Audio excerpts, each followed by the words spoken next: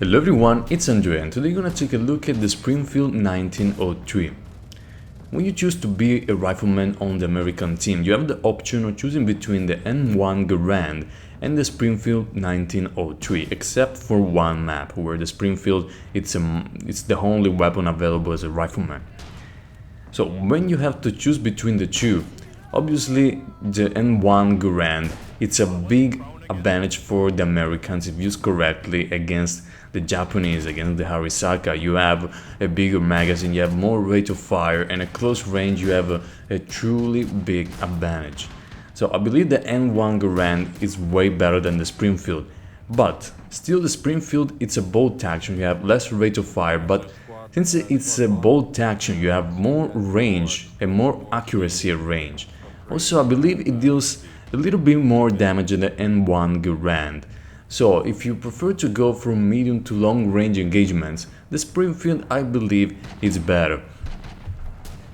So when using the Springfield, you want to take in mind that you will be facing most of the time Japanese soldiers, and the strengths of the Japanese are not the weapons but the fact that they can banzai charge. They can get close to you and take a lot of damage before they go down. And most of the time, one Springfield shot won't be enough to bring them down, especially if they banzai all together. So you want to keep your distance, you want to make good use of cover. And sometimes you want to also be ready to switch to your pistol, because if somebody comes close, the bolt action doesn't have enough rate of fire to deal with multiple enemies. Also with the Springfield, as you level up the weapon, it gets a little bit better when it comes down to recoil, reloading time, and also because you unlock first a small bayonet and then a big one.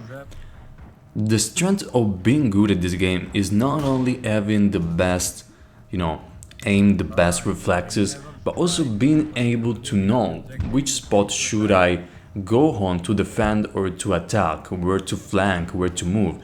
Basically map awareness.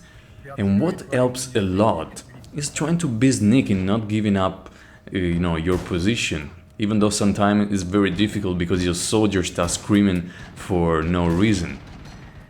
But sometimes when you get a good position and you're cutting down the enemies, you want to keep that position, you want to stay alive as much time as possible. And sometimes with the N1 Garand, this is not possible. First because you spray a lot of bullets, and the sound of the N1 Garand, it's really easy to distinguish between the others. So the Japanese will know the second you shoot that you are an American, and also the high rate of fire will tell them that you are an American, and also the ping when you reload. And with the N1 Garand you can do the ping trick, but this is for the N1 Garand weapon review topic.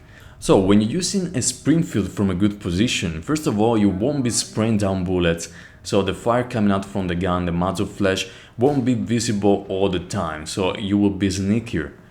And if you're smart, you will pick your targets, because if you have visual on many targets and you start spraying bullets on all of them, eventually you will be missing because you won't focus on one target at a time. And then all we notice somebody shooting and will start shooting back at you. So you get to pick your targets. You can try to kill the snipers, you can try to kill the machine guns.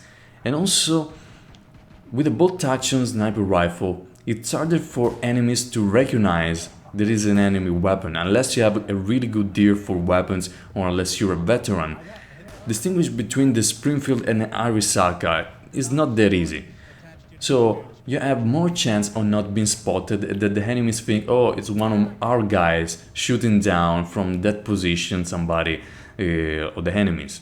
So you have more chance of surviving with a bolt action sniper rifle if you are good at picking targets and you have good accuracy. Another good thing about the bolt action sniper rifles is that you level up the weapon faster, you get the bonuses faster, while if you use, for example, a bar or the Type 100 from the Japanese side, it will take ages to level up to the maximum, trust me. So you have less time to level up the weapon for the maximum, you can get the bayonet very quickly, and also you will get the bonuses from the weapon, which is reloading time, less swaying of the weapon, so that means easier to shoot target at range, and I think it's pretty cool. So once you know your weapon, you know how to use perfectly, you need to know what you're facing. And for example, you are in an objective defending and your position is getting overrun. So you either switch to your bayonet, but take in mind the Japanese have a big advantage when it comes down to melee combat. The banzai charge is very powerful. So you may want to consider switching to your pistol when it comes down to close range engagements. And the 1911 is way better than the Type 14. Yeah, the Type 14. It's a really good pistol.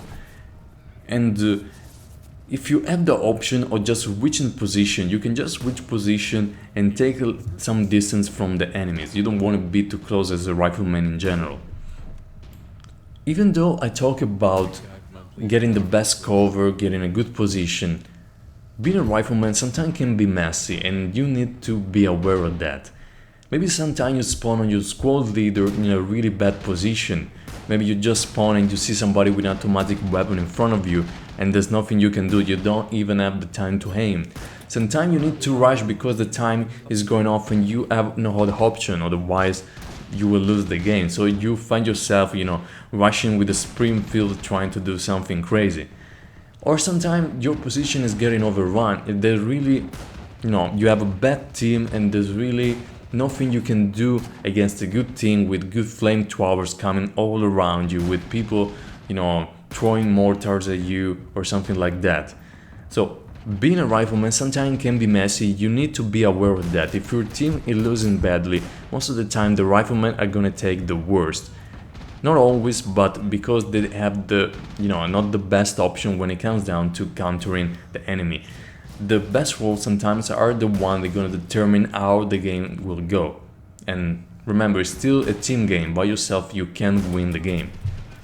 So guys, I love a lot being a rifleman because the less pressure on you. You don't need to do everything for the team, you can adapt to the situation, you can switch position, while being a squad leader you need to be a spawn beacon, you need to throw smoke, you need not to die, so you have more pressure on you. So, I hope this video helped you guys and see you on the next one.